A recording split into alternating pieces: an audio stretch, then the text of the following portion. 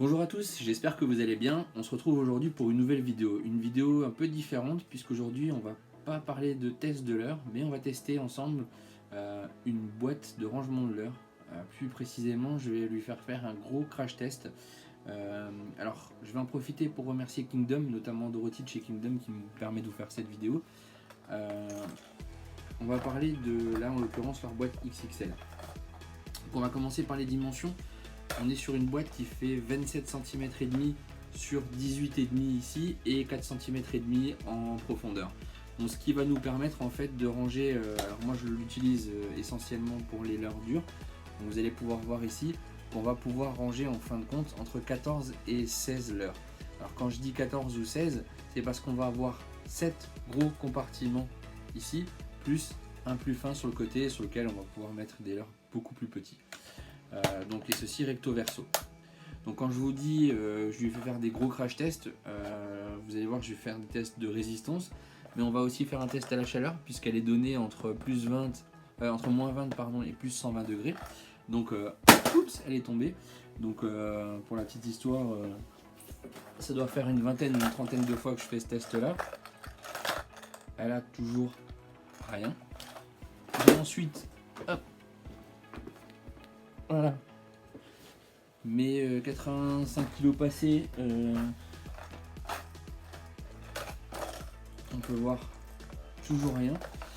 Donc je vous laisse regarder avec les deux petits tests, dont une petite surprise aussi. Donc je me suis inspiré un petit peu de ce que j'ai pu trouver puisque je suis pas le premier à avoir fait un crash test dessus. Par contre je l'ai poussé un petit peu plus loin. Donc je vous laisse regarder puis je vous retrouve tout de suite après.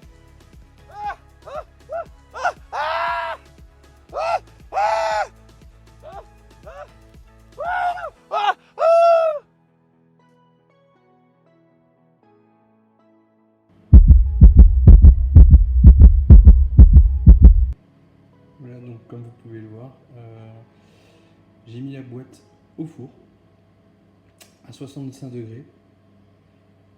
Ça doit faire quelques secondes maintenant qu'elle y est, pratiquement une minute que le four était à température.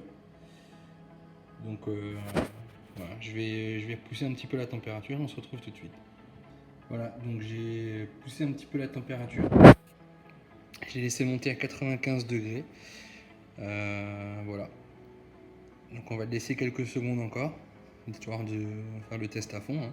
Alors je précise quand même que j'ai enlevé la poignée, la poignée plastique. Je l'ai retirée. Mais voilà, pour l'instant, on va voir ce que ça donne. Alors, on va quand même prendre un chiffon pour le sortir, hein, parce que ça reste chaud.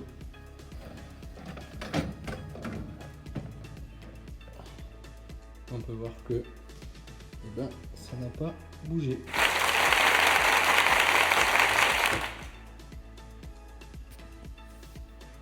Voilà, test chaleur réussi. Voilà, on se retrouve donc à la fin de ces deux tests qui j'espère vous ont plu. Donc simplement pour la petite histoire, j'ai retiré cette poignée pour le test de résistance à la chaleur. Bon, je ne l'ai pas laissé non plus 1 heure, mais je l'ai laissé quelques minutes à chaque fois sur chaque température pour bien me rendre compte. Donc comme vous avez pu le voir, elle a toujours rien, pas de jetons. Voilà, j'espère que cette vidéo vous a plu. Moi je me suis bien amusé à la faire en tout cas. Donc si c'est le cas, n'hésitez pas à vous abonner, un petit pouce bleu, ça fait toujours plaisir. Et puis je vous retrouve très bientôt pour de nouvelles vidéos. Ciao ciao.